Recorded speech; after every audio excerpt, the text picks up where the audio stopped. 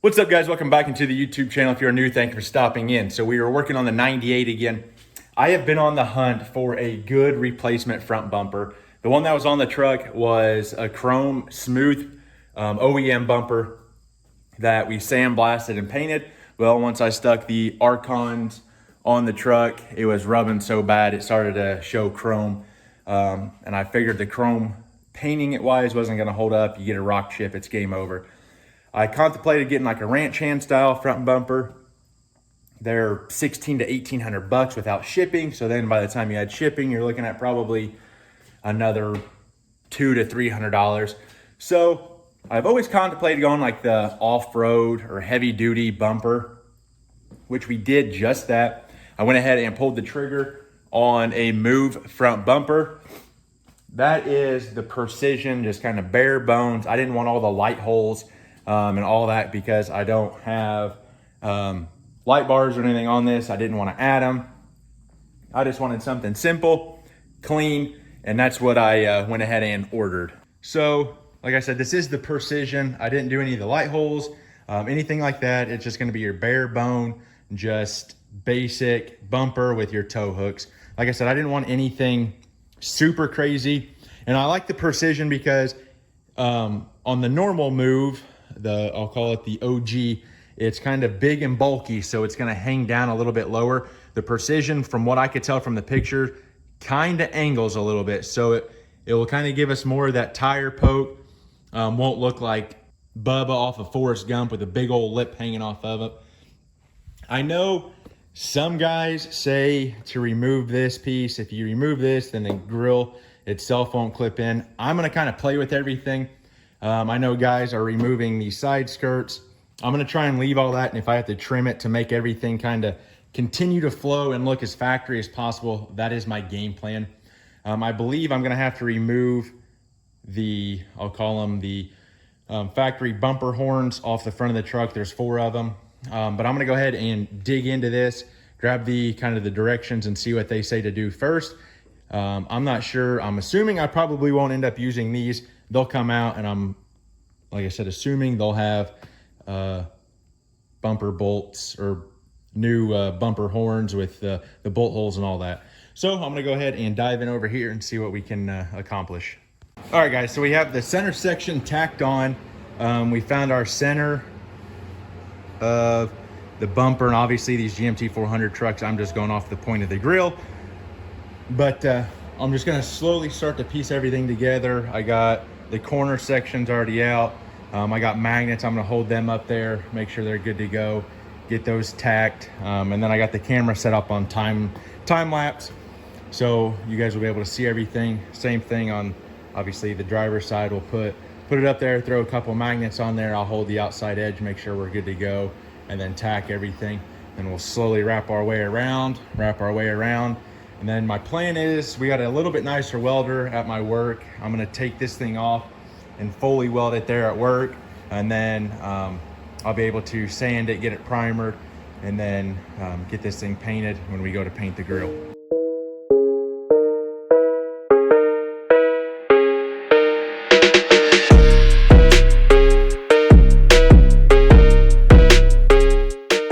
Well, there we go. Everything is tacked in place. Like I said, I'll probably end up taking it off, taking it to work, and welding it solid on the front and rear, grinding everything down, getting it ready for paint and stuff. But when you look down the side of the truck, everything lines up with the fender here. The point of the fender to the point of the bumper. Same thing on this side. It's kicked out just a tad, which my wife and I, we were saying here looking, and this side of the bumper is kicked out just a little bit. So what I'm gonna do is I'm gonna go in where the frame horns go in for the bumper. I'll slot those holes a little bit so I have a little bit of adjustment forward and back. I have adjustment up and down, which is fine because obviously we have a little big of, the gap here. So I can tweak that. I'll slide it up just a little to get basically like a 1/4 inch gap in there. And it's kind of deceiving because the tape is hanging down low.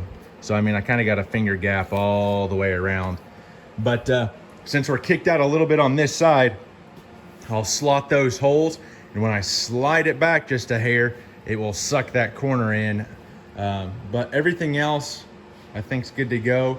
I'm gonna have to try and bend the lower main portion of the bumper up a bit. When I did the side pieces or the side fairings there, the tops were either flush and there was a gap on the bottom like there is there. As you can tell, it doesn't line up 100%. Or it was flush on the bottom and then there was a gap up top. So I said, let's just make it nice and flat all the way across the top. Tacked it, so we should be good to go. Like I said, I'm gonna try and close that. I'm not sure if I got a big enough like C-clamp or what my goal will be to get that to close. Alrighty guys, so I was gonna do another video, like a part 2 on the bumper, but I figured I'm not gonna make you guys wait. Let's just go ahead and get this thing fully welded. It is a couple days later. I just finished up welding the entire backside, which I had the time-lapse camera set up so you'll be able to see all that. But I came through, laid my beads down. Do not look at my tacks. Don't judge me on those. The welder I have at home is like $200. It's a gasless, which here at work, we have the titanium MIG from Harbor Freight. It's like a $500 welder. And this thing actually, surprisingly, can lay some really good beads. A lot of guys compare this to like, I'll say a cousin to like the Miller welders and stuff. But here at work, for everything that we do welding wise, it does absolutely fantastic. This is gonna be the setup I end up getting at the shop eventually. But obviously we're trying to finish up some stuff before I go and spend $500 on a welder. But it's nice having it here at work because I can load everything up and just bring it in here. Like I said, I'm just gonna work my way around. I'm gonna grind everything down and start just welding. And I'm kind of jumping around, so I'm not putting a lot of heat on each panel.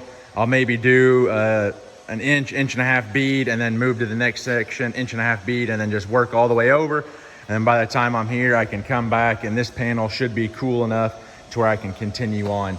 I did have that bracket over there. It broke on me. I didn't have my tacks very good. I had 2 tacks on it. And I was a little skeptical on it, but we got it all squared away, squared up, and re-tacked. So now, like I said, guys, I'm gonna kind of grind everything down, take a wire brush to it, and then we'll get to, I guess, doing the final weld all the way across and then get it ground down.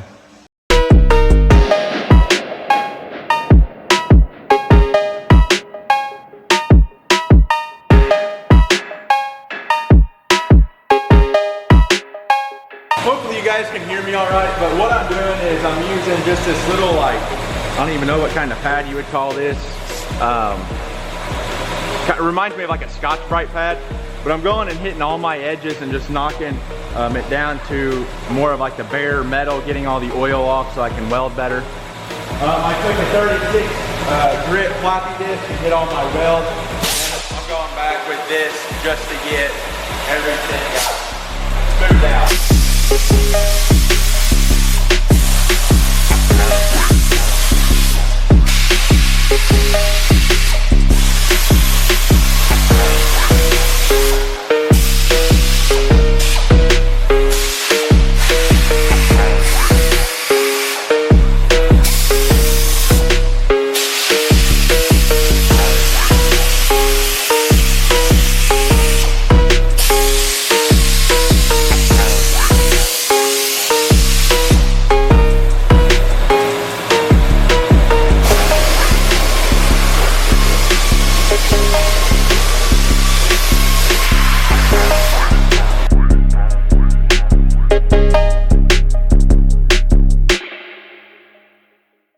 All right, guys, so I just finished about 70% of welding. I ended up running the welder out of gas, so I'm gonna have to get it filled, and then I'm just gonna go back and double check everything. But like I said, that little Harbor Freight welder does a fantastic job if you're kind of like a hobbyist or whatever. Like I said, I plan on buying one for my shop eventually, but I'll go ahead and flip the camera around and show you guys some of the welds. All right, like I said, I would say 70%. I have like this little section here, that section, and then I think there and there, and that's it. That's all I lacked. Like I said, though, I'd probably come back and just kind of fill in some of these. Obviously that's where I was grinding. I'm just gonna lay another bead over top, grind it smooth, and then kind of do that over. But we got good penetration all the way throughout. I need to lay another small bead right along the edge of that one. And then, like I said, I have the tops up here to do.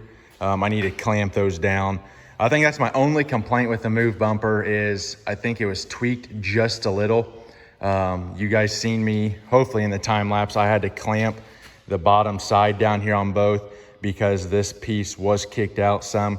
And no matter how you twisted and tried to get this piece to fit, it was either flush down here at the bottom and it had a super big gap up here at the top, or vice versa. So I went ahead and elected to kind of keep it flush at the top as much as I could and then leave that gap at the bottom. Like I said, I did clamp it. I think it's fairly, flush here. We'll just lay a nice bead down through the center and stuff and then grind everything. And then my plan is once I get everything ground down, I'm gonna come back with probably 80 grit on the DA and just kind of round all the corners of everything. And then we'll DA everything, hit it with an etch primer, hit it with a sealer primer, and then we'll get it painted and clear coated. But yeah, like I said, everything was going smooth. Welds and everything were laying down nice. Like I said, I just kind of did some sections at a time just so I would keep the heat off of kind of these smaller panels and stuff. The bigger one, obviously you can diffuse the heat a little bit better. Like on this section here, you could probably weld that and not have any issues. But these smaller tabs, I didn't want to take the chance of trying to weld that solid and then it warping or twisting a little bit and then it not mounting up on the truck flush. But for, I think it was 450 bucks, this bumper is going to look pretty good on the truck. Like I said, it is the precision model. I think the normal model, it had a section from here up to that corner, and I kind of wanted to keep that exposed. I may end up, once I get it on the truck, depending on how it looks, I may end up coming in and kind of taking this off at a slight angle so it all kind of flows. Right now, in my eyes, that section there is kind of big and wonky. But I wanted you to be able to kind of see the tire. I hate the big off-road bumpers that look like Bubba Gump, his bottom lip hanging off. So I'm gonna try and keep this tucked up underneath as much as I can. But yeah, that's gonna do it, guys. Like I said, I will probably grab the camera once we get this thing fully finished, welded. And then I guess a legit part 2 will be me getting everything prepped for paint. I end up forgetting my tow hooks. I need to get those and get those welded on. But anyway, guys, I will see you guys shortly. What's up, guys? Welcome back into the channel. If you are new, thank you for stopping in. So it has been probably a month since I've last uploaded. I do want to apologize. I took that month off. My wife and I, we had a son 4 months ago, a little over 4 months. Kind of just wanted to hang out with the family. We had some vacation. My aunt and uncle from New York came down. We had some time with them. So obviously family comes first before anything, but I do want to apologize. So today's video is actually going to be from, well, I guess it's going to be me finishing it, but I started it probably a month and a half ago. We're going to be talking about some stuff on the 98, and then we're going to get back into the full swing of YouTube. We got a lot of stuff coming, more stuff on the 98. We're going to get the 79 going, some rust repair and different stuff like that. So be sure to smash that subscribe button if you are new. And enough of me jabbering, let's go ahead and jump onto the 98. All right, guys, so like I said, today's video is going to be kind of based around the 98, a project we started a month and a half ago, and I just kind of got it wrapped up. But before we do that, obviously we added the mud flaps. You guys seen that video, but I also ordered rear ones, so we went ahead and got those installed, and then we changed up the GMC here on the rear. I got rid of the kind of the factory style. Nothing's really changed on the truck much. I did order a front driver's side caliper, which is here. We have to do a wheel stud, which is in there. We have some more LED lights. But the main reason of this video is the front end. We finally got the move bumper mounted on the truck. Like I said, this is a month and a half ago, maybe 2 months when I started this project. We got it all welded up.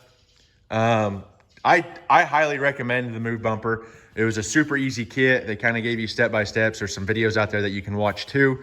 But basically, they'll send you your new bumper bracket frame horns that slide into the frame there. You want to kind of get those where you want it. And then it's definitely easier if you have a second head of hands, because you're going to kind of splice this piece in. You're going to weld it to your brackets, and then you do your two outers, this portion, and then you have your end caps that go on. This is the precision model, so it does have the cutout down here. I think the normal move bumper, it's kind of got this piece here. I wanted more of like the sleek look. I wasn't really a big fan of like how far those bumpers stuck out and stuff on a lot of the trucks. So as you can tell, I got this thing sucked in pretty far. I say from the tip of the truck to where the bumper actually comes out is maybe 4 inches. So we do have it sucked in there nice and tight, so it doesn't stick out a whole lot on the front. Because I know some of them bumpers you can get out here and it looks like Bubba Gump. We still have some stuff we got to finish up. I got to adjust the bumper a little bit. As you can tell, we kind of stick out a little far on this side versus this side is flush. I need to take and pull this side out just a hair and push that side in. As you can tell, we're kind of tucked up underneath here. And then you can kind of see our gapping. So I do have to make some final adjustments and stuff. But all in all, super easy kit. I highly recommend. And I guess the next thing I want to talk about is the bumper, or I call it the bumper valance. Basically the bumper valance that attaches to the grill. And I'm talking about this piece here. So this is actually what your grill will snap into, but on the factory bumper, it hides the bolts. And a lot of the pictures I was seeing, guys left this, and this lip here would actually be sticking out all the way across. I did not like that look. I wanted to do something different. Some guys just left it off. Well, then obviously your corner trim here for your fender wouldn't line up, and it wouldn't match. So actually what I did is I trimmed that whole piece off. I left the main portion to where I could still bolt it down behind the grill, and then my grill will clip in, but I trimmed that section all the way off, as you can tell, and it actually sits in there really nice. You don't have that giant gap spacing that would just look funny. So it definitely cleaned the look of the truck up, but I'll have some pictures and different stuff of the truck outside I'll throw in the video. But yeah, so if you guys want to, I highly recommend getting one of these bumpers. Like I said, they're super simple, definitely easier with the second set of hands. What I did is I had my dad and my wife help me kind of hold it. I tacked it in place. Then I took it to my work, as we have a little bit nicer welder there, and I just burnt it in. I welded it inside and out on all your seams. So you have a seam here across the top, and then your end cap seams. And then I actually came back with a fiberglass jelly resin body filler and filled in all those nice little cracks. So you can't even tell this thing was welded. That's how smooth it is. It kind of wraps really nice. Like I said, you can't tell. It just looks like a factory bumper I would have bought, kind of like a ranch hand, and it's good to go. But yeah, guys, that's kind of the update on the 98. I do, like I said, have a caliper and wheel set I need to change on this side. And then I'm going to be looking at a new set of headers as we developed a crack in one of ours. So I guess that's going to be the next step, getting those changed. But for the most part, I'm happy with how the truck's turned out. Like I said, it's going to be a never-ending project. I see stuff that I'm like, man, I missed or I want to do. And I'm sure you guys probably see it out and about. And you're, oh, man, that's a good-looking truck. But in my eyes, obviously, as the builder, it's going to be one of those things as, man, I should have done that different, or I should have done this different. I mean, I could have spent probably 100 hours on just sanding each panel to get it 100% straight. But at the end of the day, like I said, it's still a 98. It's still my farm truck, and I plan to use it. With that being said, guys, if you guys have any questions, comments, just want to reach out to me, be sure to leave a comment down below. You can find me on Instagram, Jacob_the GM man. I'm on Snapchat. I post kind of behind the scenes, different stuff like that. But yeah, like I said, we're going to hopefully continue some work on this thing, bring the 79 in the shop, get some rust repair started on it. But I had somebody ask me the other day how the wash bay side of the shop was going. Well, we got metal up. We got the insulation up on the ceiling. I got some wiring done over here. We just got to finish up the metal and get insulation put in on our door. But I'm not sure if you guys would be interested in kind of like a time-lapse style video on me doing all that stuff. But yeah, like I said, I just want to hop on here, finish that video up on the move bumper. I'll throw some clips here on the end of the video. You can kind of see it outside, actually see it in the daylight versus inside the shop. But again, thank you guys for the support. I think we're like 7,800 subscribers, so I can't thank you guys enough. Knocking on that 8,000. But yeah, that's gonna do it for this video, guys. Remember, learning as I do, doing I love. I'm the G Man. I'll catch you guys in the next one. Peace.